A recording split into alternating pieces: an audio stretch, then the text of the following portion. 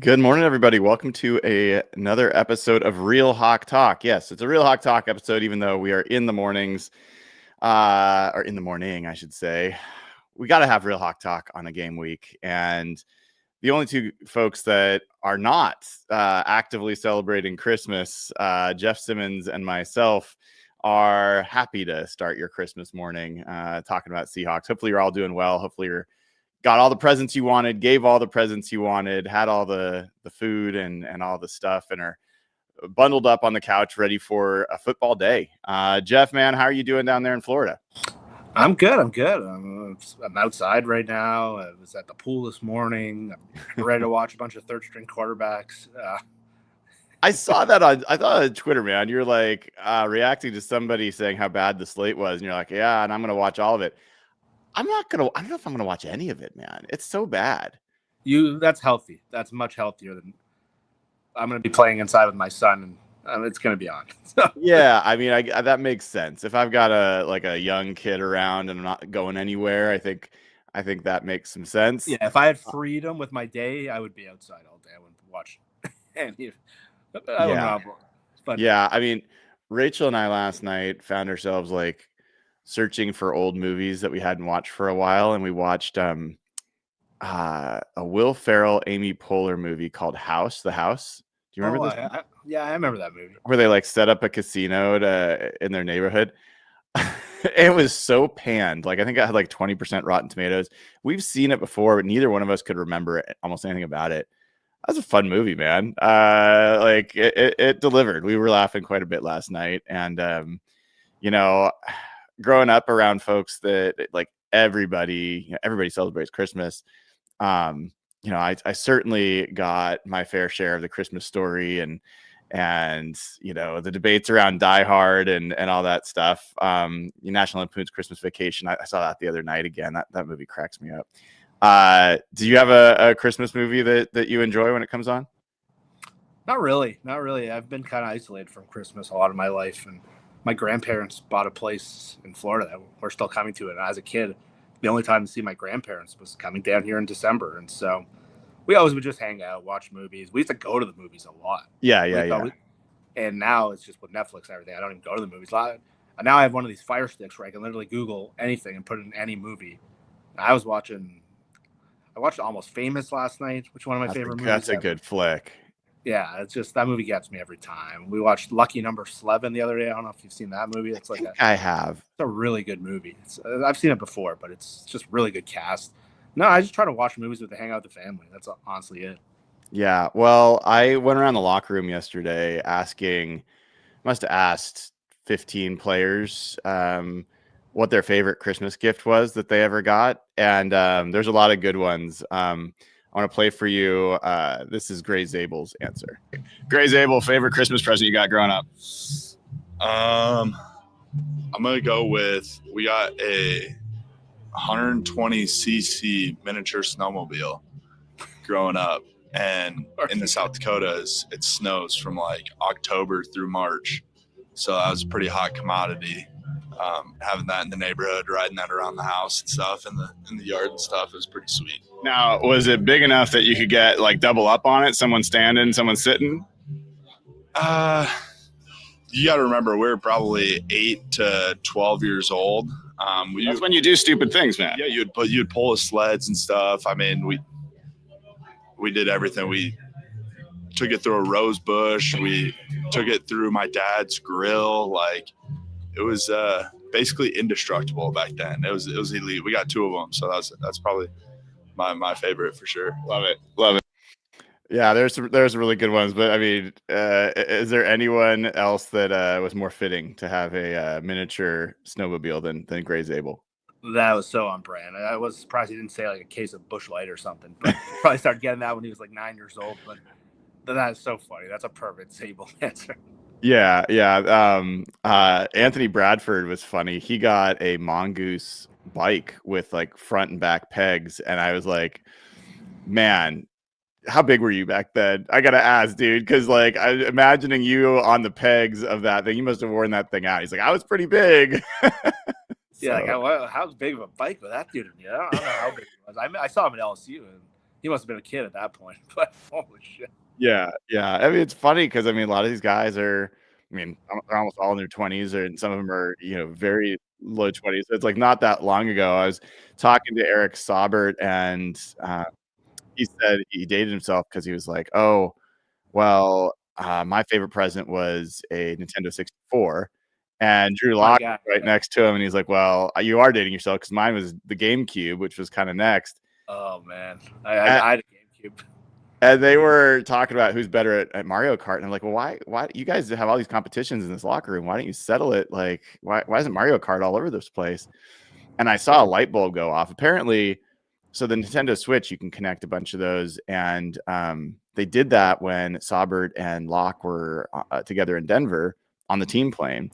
And they're like, "Oh, we're gonna have to bring that back." So we'll have to find out. Check in a little later if Mario Kart is being played on the Seahawks team plane, and who is king of the cart.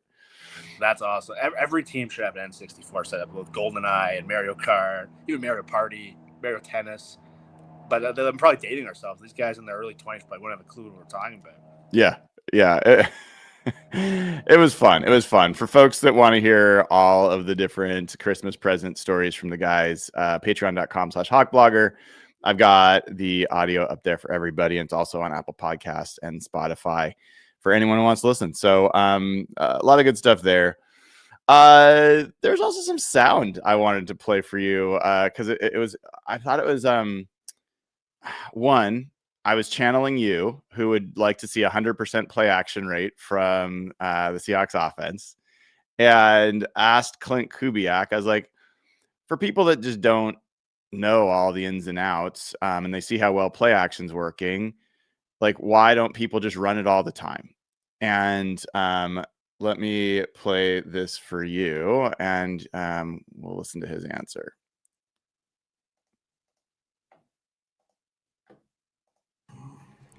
I think that the game is about balance. When you can be balanced and be harder to defend, it just makes all your plays come to life better. If you're one-dimensional and teams can dial in on when you're running and passing, then it makes it hard. When a quarterback is play faking, is he sort of sacrificing some time, like where he's looking down the field and reading defenses? Is there a give and take there? Yeah, there is, but Sam does a great job. He can turn his back to the defense and then get keyed in back to his defender he's looking at. So that's a big skill. A guy playing in play action offense is, be able to re-ID the defense after you get your eyes back around. So I don't feel like he necessarily understood the question, but it's one I'm going to kind of come back to because there are reasons why you don't do play action all the time. But I'm curious for you, as someone who's been heavily advocating for more of it, what's your take, Jeff? My guess is what he was trying to say is that for it to be effective, you need some sort of deception. And if you lose the deception, the play action, that's deception play at best. Teams just started in Atlanta in the first half had all their play action figured out. They were blitzing it every time. And I remember turning to you in the press box before it actually started working. I'm like, this play action game is being complete red. And then they hit it like 7 of them in a row. But I'm guessing that's what he was saying. It's good he doesn't say you need to run the ball. I know he kind of had some comments like that when you asked him when he first got hired. But I see what he's saying. Like, you are giving up something in terms of, he probably doesn't want to say my offensive line isn't great at pure drop back pass protection. But I'm guessing just at least the idea of play action is to slow down the linebackers and hold the line of scrimmage so you can at least deceive them in some level. So his dad, when he ran the play action, was just perfect because everything just looked identical and it was so smooth. Like those Texans teams and those Broncos teams, it just looked so smooth and you couldn't tell, and guys were wide open. I find Sam is the best go ahead when now. that happens. But go ahead. Yeah, I mean, you got me thinking. I don't know if next gen stats, how far back it goes. Oh, only to 2018. Oh, I'd love to see like 2010, 20. Yeah, it would be really cool to see the play action rates, all the way back then. But yeah, I mean, just recapping for people that haven't been paying as close attention to this as us crazies are. The Seahawks run play action on 26% of their dropbacks. That ranks 9th in the NFL. It's a big jump up for him, to be honest. It is. The top percentage of play action in the NFL is the Rams, 35%. So you're talking about roughly a 10% difference between Sean McVay and Klint Kubiak in this case. But for what it's worth, like the San Francisco 49ers, a Kyle Shanahan offense, they rank 29th. Yeah, they don't do a lot of it with Purdy. It's like 19%. With Jimmy, I think they had to do a lot more protecting of him. But with Purdy, they've done a lot in the last year and a half. They switched to a lot more drop back and letting him kind of just read. It's amazing watching San Francisco against like the bad defenses where just guys are running wide open on crossers every time. And it's like you watch every other team and it's like it doesn't look like that. And usually when they had all those superstars and the offensive line was a lot better, it made more sense. But they're still obviously against different, like they haven't played a good team in a while, San Francisco. They haven't played a good defense in probably 6-7 weeks. So it's probably not the best. Everyone's like, oh, the Niners are back. I'm like, let's see them play a real team.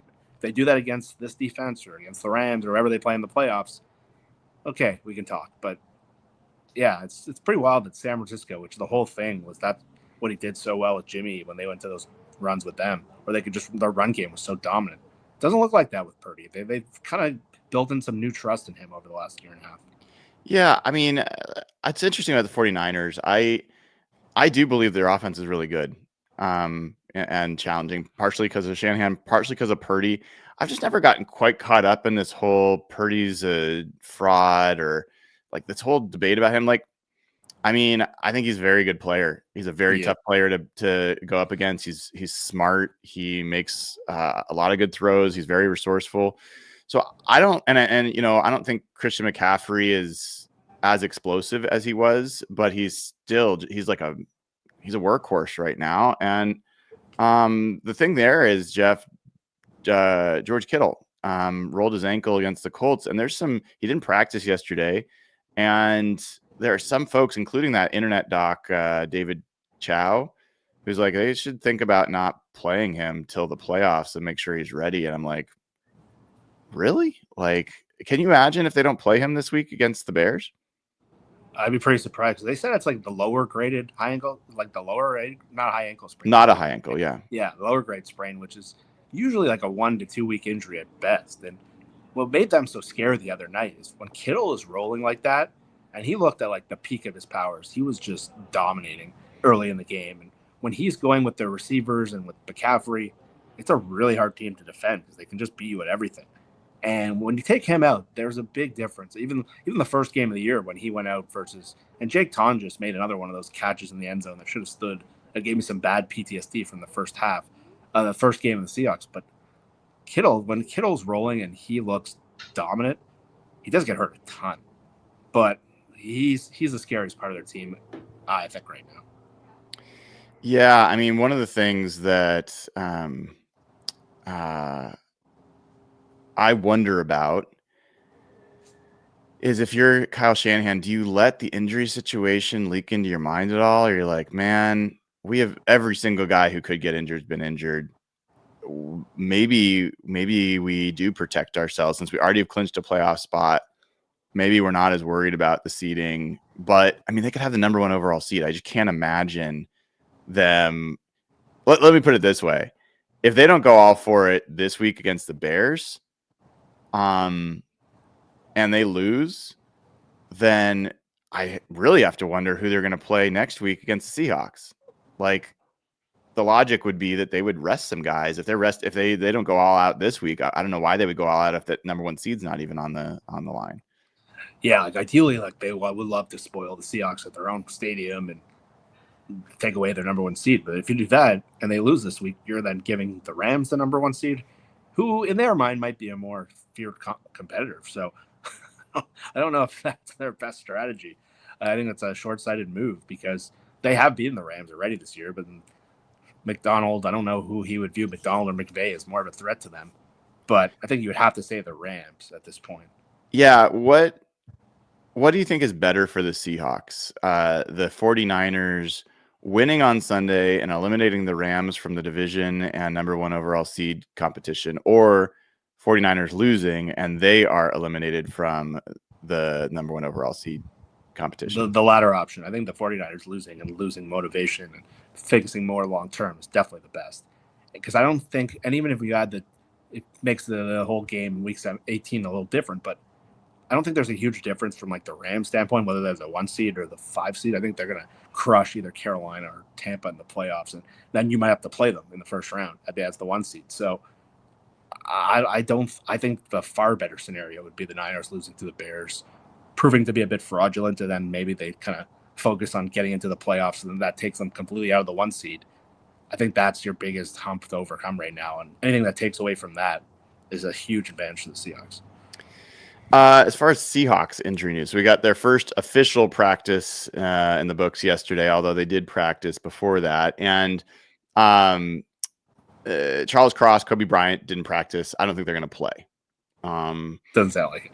And otherwise, everyone was fine. So pretty good injury report. I was a little bit bracing for a game like that on a Thursday night that was that physical, that there was going to be some name that pops up that we're like, whoa. But no, it's in pretty good shape. And then Carolina, generally in pretty good shape as well. Tet McMillan did not practice, but it was not injury related. They're just resting him, which is interesting for a rookie. Yeah. Trevin Wallace, linebacker, and Treshawn Wharton, the defensive tackle, did not practice. Those guys have missed a couple games themselves. But Ike Ekwonu, their left tackle, practiced fully. J.C. Horn practiced fully. So I think they're in pretty decent shape. Yeah, and Robert Hunt, who's been on IR, is not only opened up the window, he was a full participant or limited participant in practice, and he's a really good guard. I think if I'm them, I'm probably saving him for the Week 18 game, which is a big deal for them to make the playoffs. They're going to have to beat Tampa regardless of what happens this week, unless the Bucs lose this game, but that doesn't affect them. But if he's playing, that really helps them. That's a big upgrade at guard, but I would be pretty surprised if they play him this week with that Week 18 being so big. Yeah, everything I heard from Panthers folks is that this would be unlikely this week, that he's gonna get back into kind of football shape, and for him to be gone this whole season and then start with only a couple days of practice, that seems pretty quick. I think they're going to save him for Tampa. That game's a much bigger thing, and they might even save him for the playoffs, depending on what's going on there. I think they're definitely a scarier team with Robert Hunt back at guard and Austin Corbett moved back to center, because I think they've been kind of weaker at 2 spots with him out. Yeah, and the thing that when they're rolling, their offensive line is the best part of their team. Mm-hmm. And they spent a lot of money on guards in the last, like a ton of money on guards. Hunt and Damian Lewis, who started off the year really well. I think he's come back over the second half. But that's the running game, and what they can do is by far the best part of that team. And so if they can have that on Tampa, I think they need that to compete with some of these teams in the playoffs. They're going to need to control the clock. Because they get into shootouts with some of these teams like the Rams, I don't think they're going to win that game again. So I don't know if you saw this on Twitter, but this was pretty funny or pretty cool, depending on your perspective. Julian Love yesterday, we walked into the press, like in the indoor practice facility where they're going to do the press conferences, and lined up were all of these golf bags, and they're these Vessel golf bags. They are super slick. Vessel Golf, if you're listening, we'll be happy to take you on as a sponsor. But and then they had these Benintendi, I think they're called, putters, place out of Chicago. And I don't know if you're going to be able to hear very well, but the guy's reaction. First of all, Shamar Jean Charles in the far left, taking his putter and swinging it like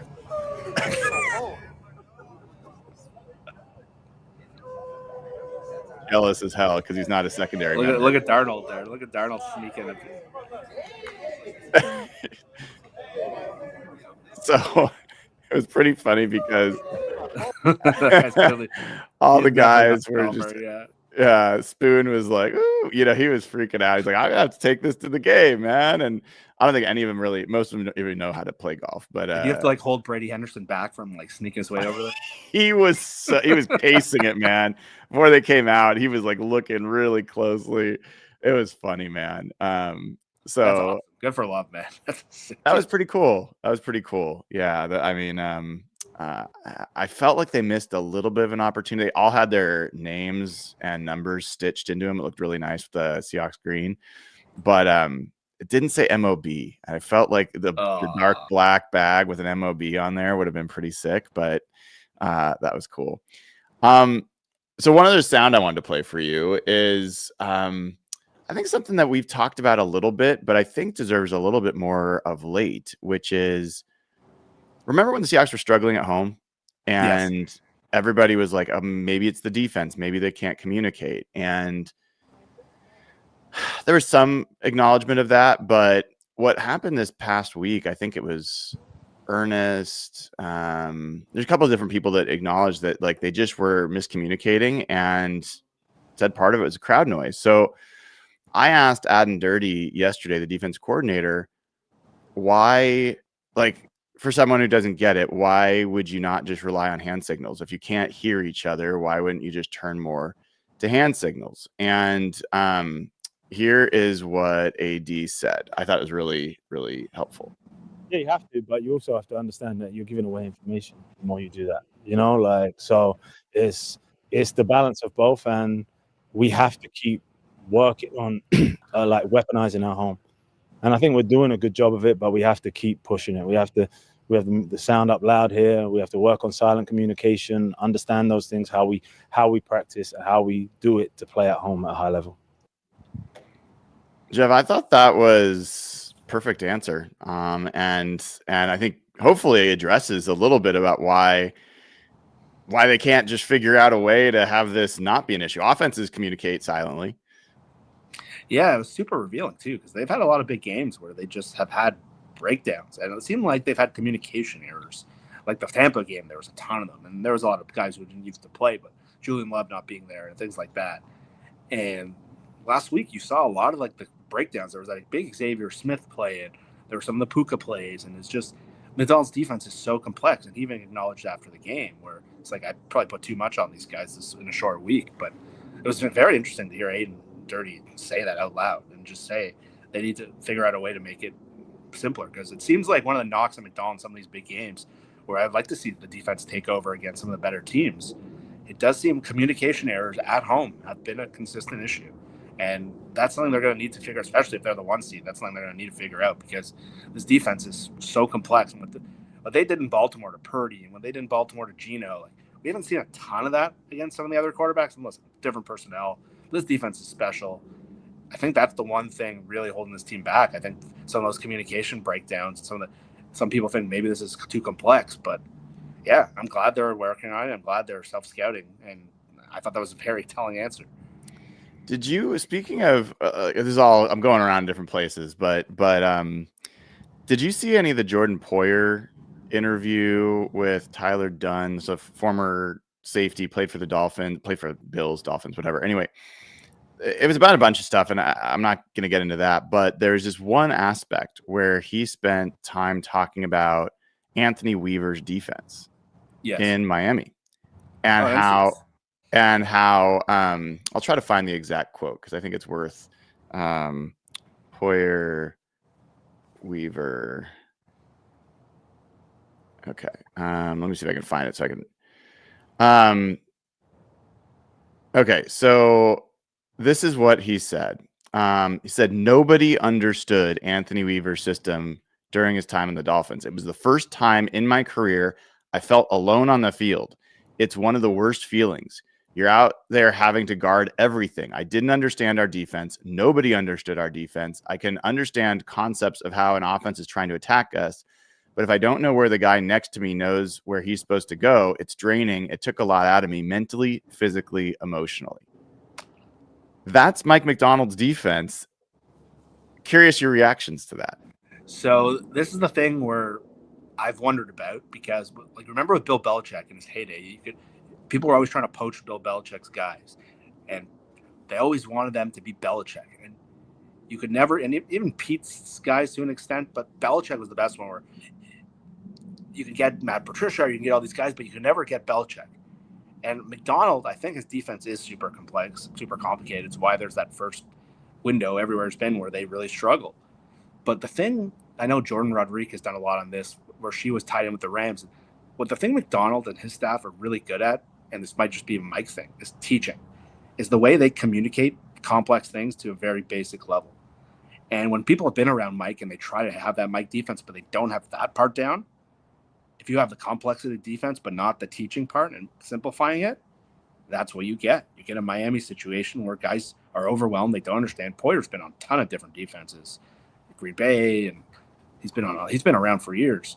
And so I think that's very telling, because that's what McDonald's not only known for is the complexity and the strategy. It's the basics of teaching. And that's what all those Rams people were very nervous about him coming to the division. And you might be able to poach McDonald's people, and I bet you people are going to start trying. But I do wonder if it's going to be that Belichick effect where you saw it come out of Baltimore that year. Tennessee got his guy, and they haven't had super success, but they haven't had great personnel. But I wonder if that's going to be the thing where there's only one. Like McVay's guys have done pretty well, but so I think with some of the defensive guys, with Belichick, and even Pete, we had that people tried to be Pete, but they couldn't. There's only one Pete Carroll. And you can do the systems, and but there's no one who can think like him and be like him. I think that might happen with McDonald.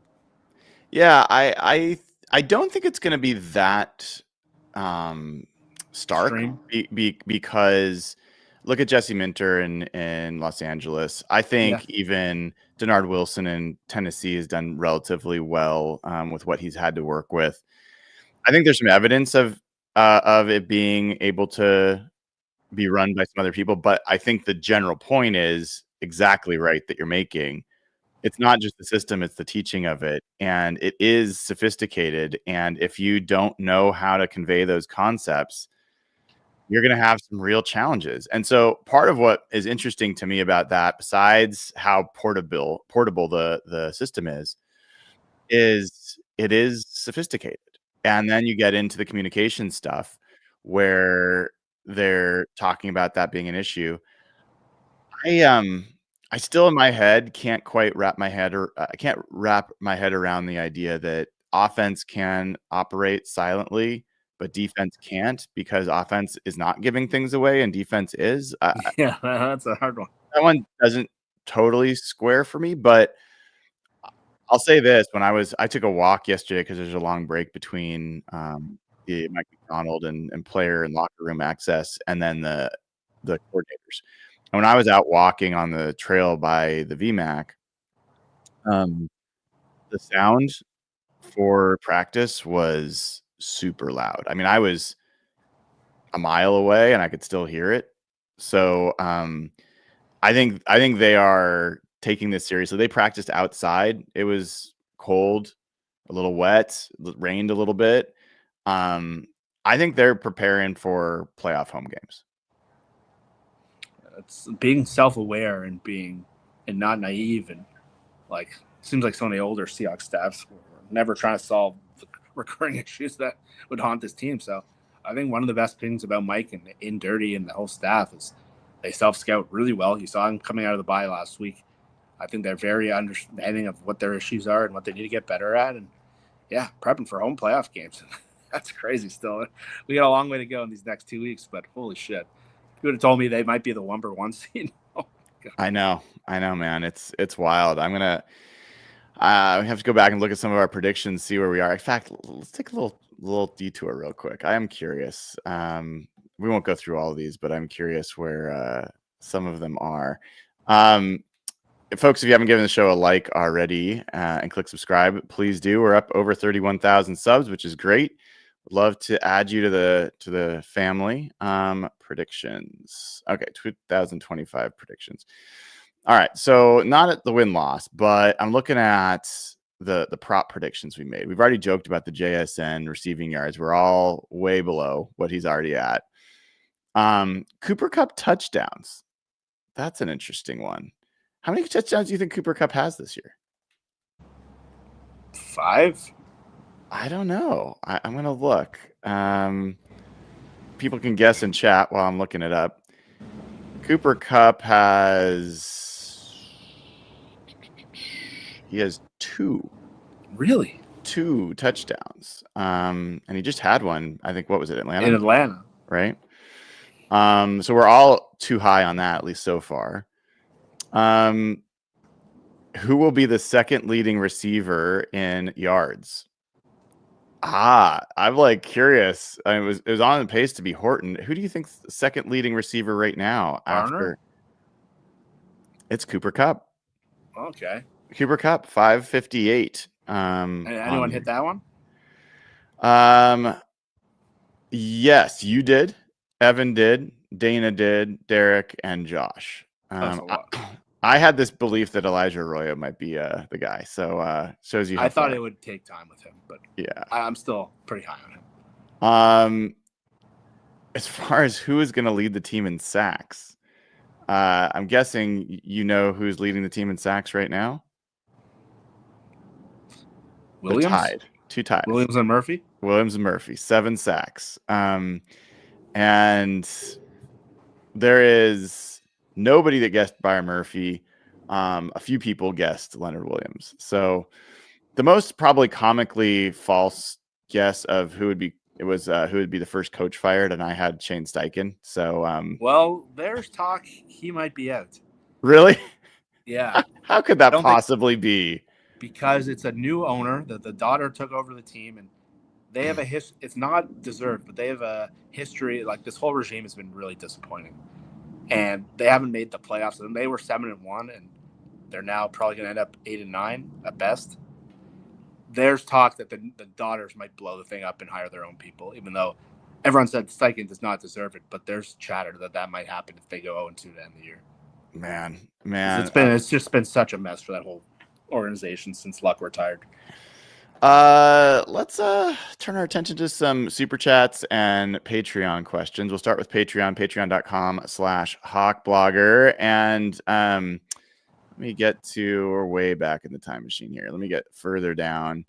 By the way, patreon.com/hawkblogger gets you ad-free audio for this show, as well as access to all the exclusive audio, like the locker room stuff that I do, and access to the Discord server where you can ask us questions. So, all right. I missed this one. This is from Scott in the 503. This says, for me, we hear a lot of praise for a few of the offensive position coaches, but what about on defense? Has a veteran coach like Kirk Olivedati been instrumental in all the linebackers overachieving, or does more credit go to McDonald's scheming? You can answer that one, Jeff. What's your take? It's a really tough question to answer without being around the building and knowing what the individual coaches are doing and who's standing out, because they seem to be like a sum of its parts group, where I think the linebacker coach has been really good. Carl Scott's a guy they're really, really high on. I think the D-line coach, they've been really, Justin Hines, they've credited him with a lot.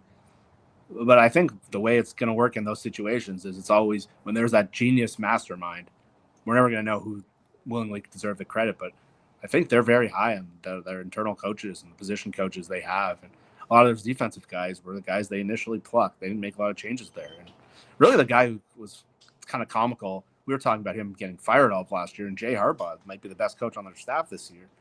And he was a guy a lot of people were furious about. So I want to be clear.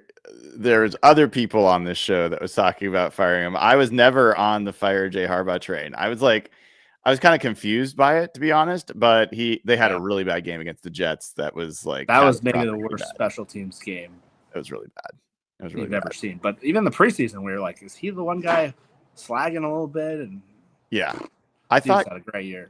I thought Kirk Olivedati was actually one of the guys I did have question about, because he comes in, he didn't have a great track record. Like, his Green Bay linebackers were not very good. And then Tyrell Dodson and Jerome Baker didn't work out. I was like, ooh, maybe that was not a great hire. But they certainly are getting great play from the off-ball linebacker group now. Greg Thomas this year.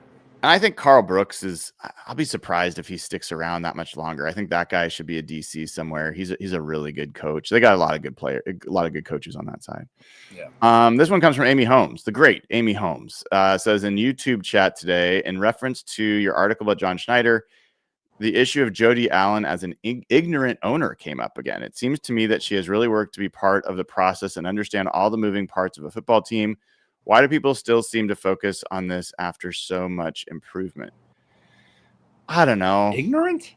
Yeah, I think this must just be like... I would get like absentee, because like some of the owners in the NFL are so present, and like Jerry Jones has a radio show after every game, and Arthur Blank's faces everywhere, Atlanta, and but I haven't heard ignorant. Like, from what I understand, the people who run her like football operation are very involved. They're very knowledgeable, and I have not heard that at all. I seem even she's in the draft room. John's talked about how she has questions. She wants to know. I have questions you could ask maybe absentee with some of those other years, but that's ignorant would be an odd choice of words. Yeah, I mean, I think she is not highly visible.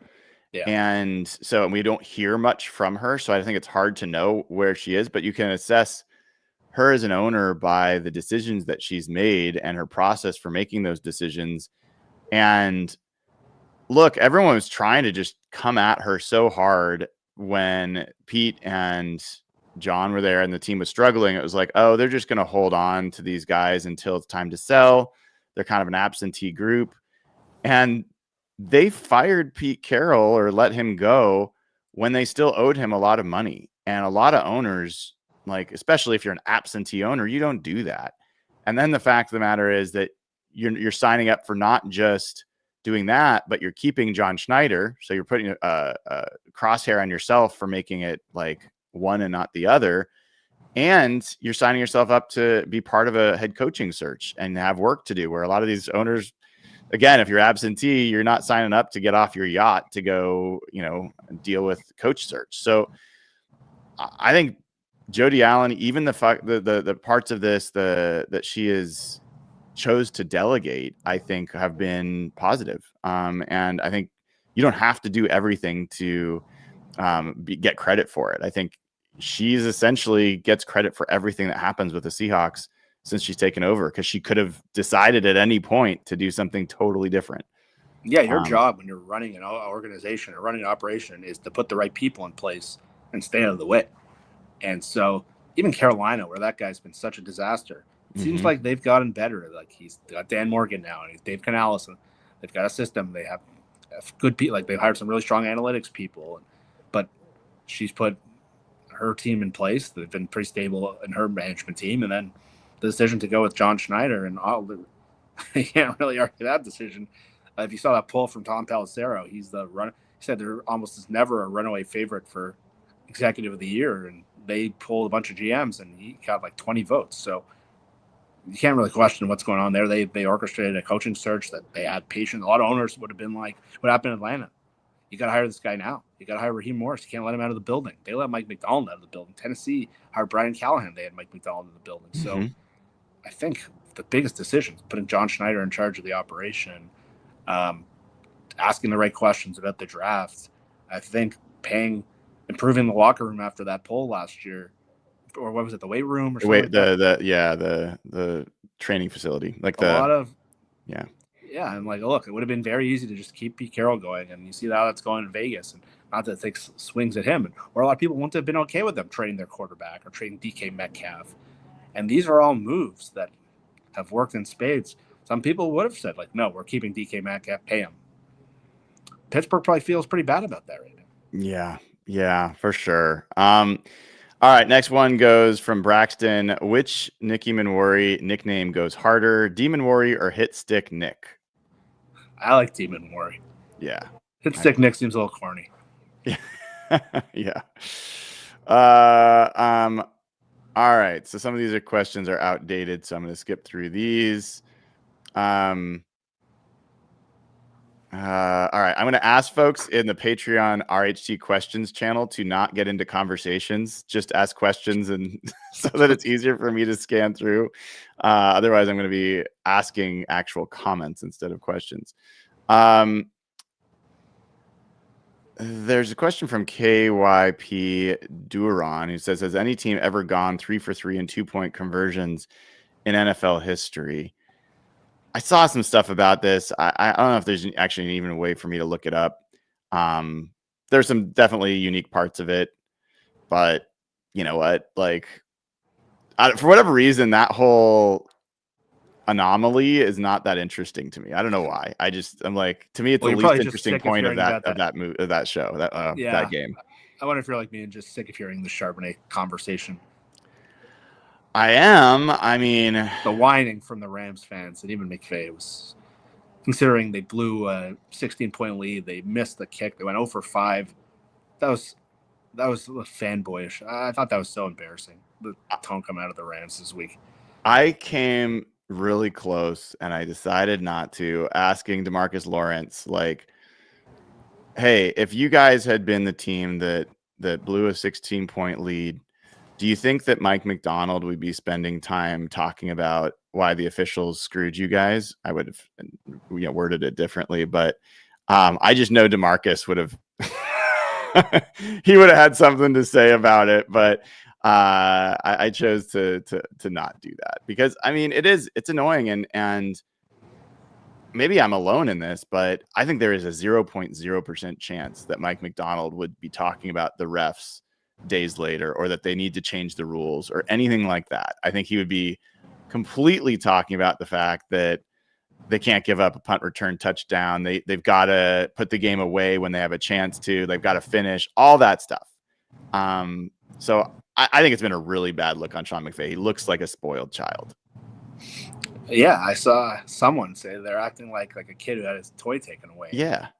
It's like, look, if that was the only play in the game that was like 35-34, back and forth, like I get it to an extent, but you guys lost the game. Like you basically blew the game in your own.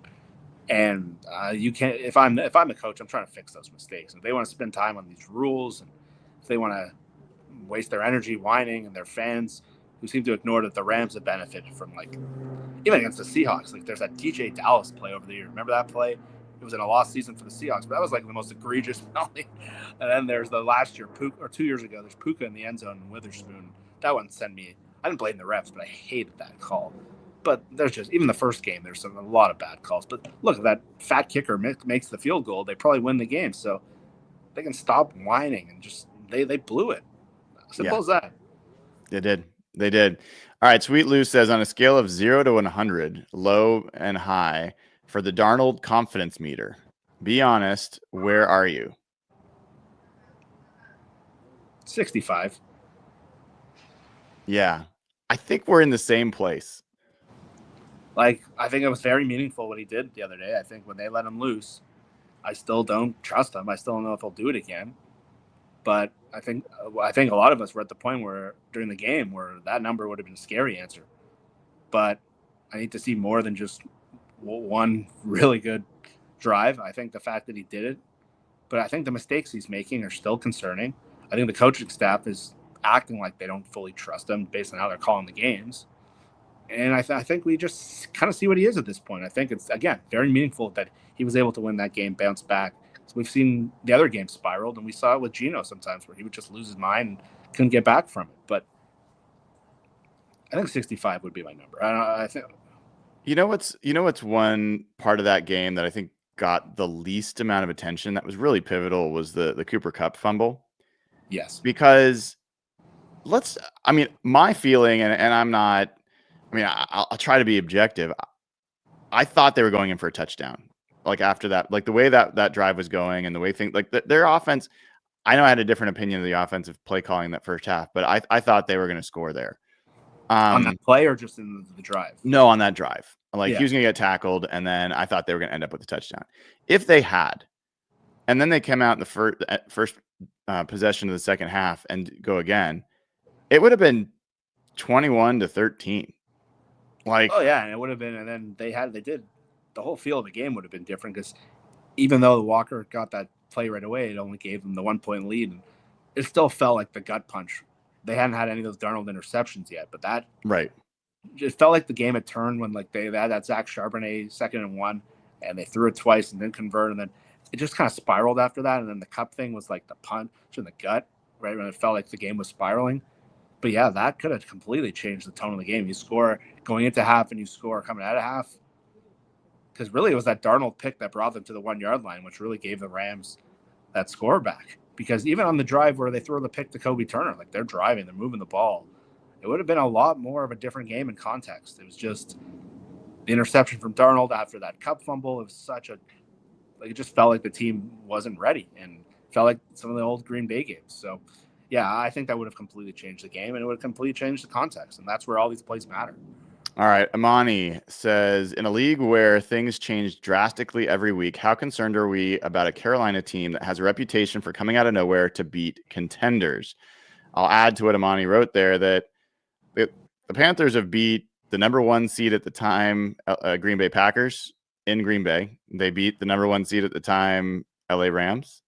And now they're welcoming in another number 1 seed at the moment, the Seattle Seahawks. So what's your take, Jeff? Well, based on David Lombardi's rationale, this is the best team in the NFL. But the Panthers are such a weird team because, you saw them play a great game against the Rams. And then back into that, they looked horrible against New Orleans. And Tyler Shuck has actually, for your draft analysis, Tyler Shuck's been pretty good. But this team is just so Jekyll. Even the first half last week, Bryce Young looked horrible. He couldn't get around a play. And then in the second half, he looked completely in command. He made some really good plays on the run. He made some professional throws like those where layering the ball over the top. It's a really Jekyll and Hyde team. They have some good players. They're well coached, but they just have some real limitations on their roster. Their defense does not have great personnel. They're very limited at receiver. You can really throw Bryce Young off his game. So it's a really Jekyll and Hyde team, which is a sign. If when you're that Jekyll and Hyde, it's just a sign you're a mediocre team. It's like the ultimate sign of it. We've seen it in some of those Pete Carroll years. But that's what they are. They're building something. They're run by Pete Carroll people. It's a big positive energy group, but they're really limited in terms of like high-end skill players. They don't have a lot of blue chips other than Derek Brown in the middle. Yes, agreed. That is a key part of it. So couple more here. We'll get some super chats and make our picks. KYP Duran says, we're super late in the year, but what is the chance that Seattle leaves Josh Jones at left tackle and moves Cross to a guard spot? Continuity is important, but having our best 5 on the field is also important. Is your best 5 Jones, Cross, Zabel, Bradford, and Lucas, or Jones, Cross, Sundell, Zabel, and Lucas? So I'll shift this around. There's zero chance Charles Cross is playing guard. I think Josh Jones has played some guard in his career, so let's just put him out there. Should Josh Jones be out there at guard instead of Anthony Bradford, let's say? I think it's way, way too late in the year for any consideration of this. They're going to go with their guys at this point. Moving tackles to guards is like something you do in desperation mode, or if your O-line's a complete disaster. I don't see this happening at all. And I think it's classic call-in radio kind of stuff. And it's a fair question. I get it. Josh Jones did look competent, but the thing with Josh Jones and with a lot of backups in general is you need to see it over a longer period of time. I don't think you're going to, week 17, just completely flip your O-line. I think they would have tried that when Bradford was looking really bad. If that was and another big thing is you can't really switch guys' sides at this point of the year. Like that's a huge adjustment to any offensive lineman where their feet have to change. And so no, when Charles Cross plays, he's going to be the left tackle. Josh Jones will hold up as much as they can. They're playing the 2 worst edge rush groups in the league coming up, so that's a big deal. But no, but if you want to see a cool offensive line moment, put on the Shaheed reverse play and watch Jalen Sundell. If you want to see why he's playing versus Olu, he doesn't have a lot of these plays. He's not like Drew Dalman's played great, but if you want to see like the best of Jalen Sundell, put on that play. I saw the clip of the Shaheed play come up, and I couldn't stop watching Sundell on that play. He looks awesome. He still has some issues, but it's the best play he's made probably all year. Yeah, I saw your comment on that. It was a good call out. I hadn't noticed it until you brought it up. So that was good stuff. All right. One more here. Andy Davis says, Brian, based on your interactions, you can have a beer or beverage of choice with any Seahawk, including coaching staff currently on the team, in a cozy dive bar with your choice of conversation. Who's it going to be and why? I think it would be probably Mike McDonald. Close would be Aden Durde. I think those 2 guys. I just think they're interesting guys. I think there's a lot to learn there. They're pretty laid back, and I think those probably be toward the top of the list. Otherwise, like player wise, AJ Barner probably top of that list. Really good guy and interesting guy too, for sure. So yeah, those are probably my answers. All right. That was patreon.com/hawkblogger. You can ask us questions each and every week. Appreciate you all for signing up and participating in the Discord as well. So, Jeff, that gets us to picks. And let me see if I can get this set up in a way that doesn't just screw everything up. We'll try. So let's talk about this game. As I get ready for the picks here, what kind of stands out to you when you're assessing? Look, I think Carolina's a sneaky team. I think you can't take them lightly. They've beaten Green Bay. They've beaten the Rams. They play very hard, but I think Seattle's just personnel advantages and the fact that they need to win both these games to get that number one seed. If they just need to win the San Francisco game, this game would be the trap game. It would scare me. It would be a lot like that Colts game where they kind of just knew they had to just do the bare minimum and they'd pull it out. But I think that we need to see them peaking going into the playoffs. I think this is a game where we haven't seen their defensive line take over in a couple of weeks. And when they were really rolling, like we just saw this defense. And I'm glad the NFL managed to piss off Byron Murphy with that absolutely inane snub. Yeah. That was, to me, I wrote a tweet out yesterday. I'm not going to get mad at the Pro Bowl and proceeded to completely ignore my own advice and get very mad at the Pro Bowl. And so I think Murphy. This was Byron Murphy on his Instagram account. It says the headline of the picture is Byron Murphy led all defensive tackles in fan Pro Bowl voting, but didn't make the Pro Bowl. And Byron Murphy's caption on his story yesterday, fuck him. I promise you all ass gonna keep feeling the slime. So,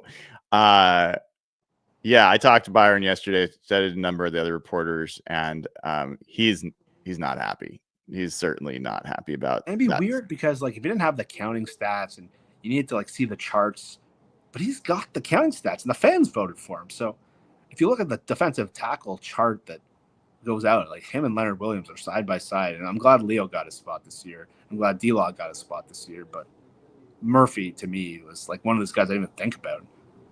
Yeah, for sure. For sure. All right. Let's do our picks. Do you want to make any picks for today, or you want to go to just the Seahawks game? No, there's too many third string. I don't know how these games are going to go. Yeah, it's so weird. I just don't even care, to be honest. Yeah, if I didn't all have right, to go inside to play with a baby in a few minutes, I would not be watching football. All right, so we're in the Sleeper app here looking at picks. You know who I was thinking about? Gosh, I literally had a dream about it, I think. Someone getting a touchdown in this game for the Seahawks that's not... Gosh, who was it? I don't know. Maybe it'll come up here. So what's kind of on your mind for this one? Let me get to any time. Well, we've been hammering the Shaheed receiving lines every week because they seem to fade him every week. And last week didn't go well for us. No, he got 0. So. What are we thinking about receiving yards? Receiving yards. Oh my god, like that's such a juicy line again. Such a juicy pick. 27 yards for him. All right. So here's the thing. JSN is going to go over 100 yards in this game, I think. Yeah, this is the game for him. They don't have the rush. They don't have the pass rush. I think he's going to torch them. What's Barner at? What's Barner at? Barner's at 31.5. Yeah, Barner over Shaheed. Interesting.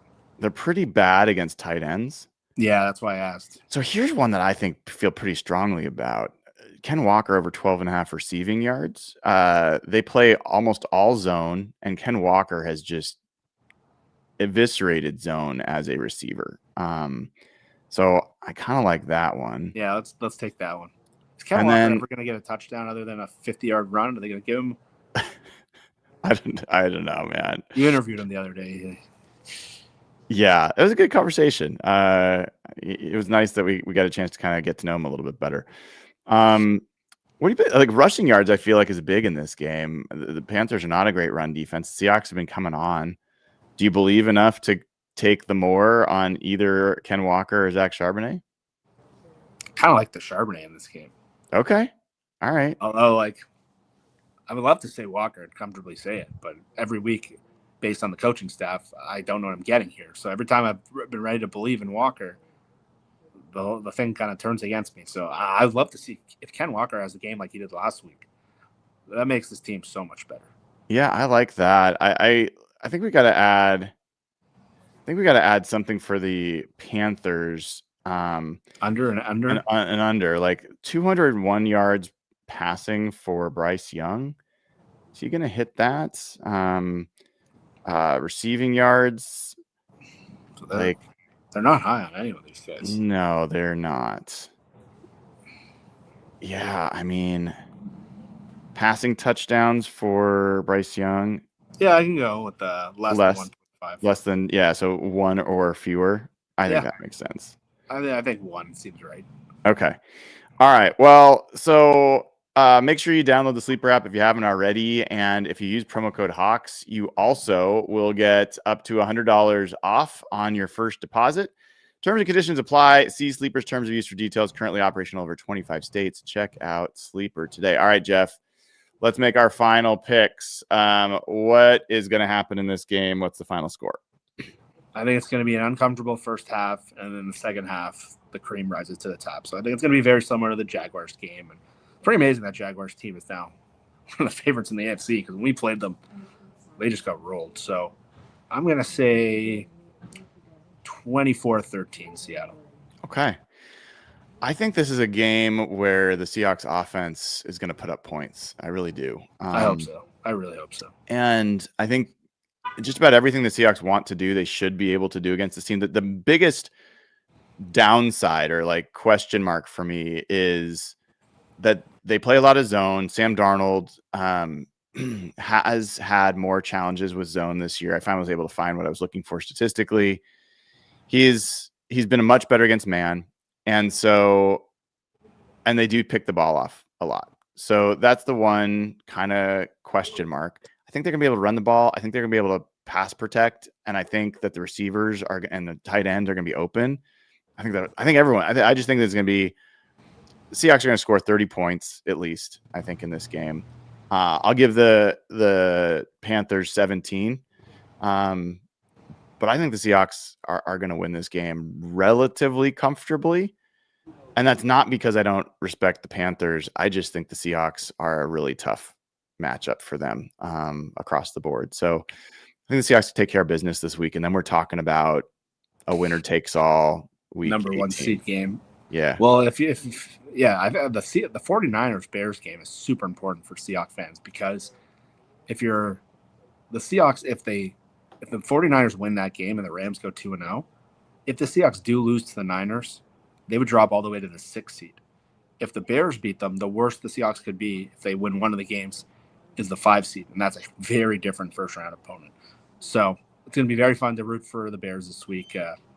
But yeah, the Seahawks Panthers game, massive. Obviously, they got to go 2-0. Almost missed these super chats. Sorry about that. Hawks fan says Die Hard is absolutely a Christmas movie. Okay, that is fine if you believe that to be the case.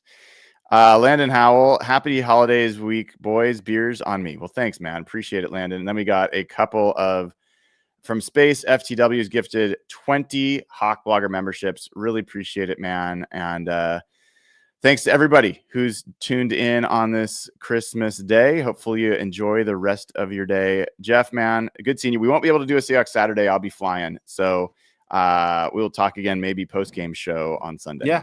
Yeah, I'll be around for that for sure. And if not, we're going to have a big show on Wednesday. We will. All right, everybody. Take care. That'll do it for this episode of Real Hawk Talk.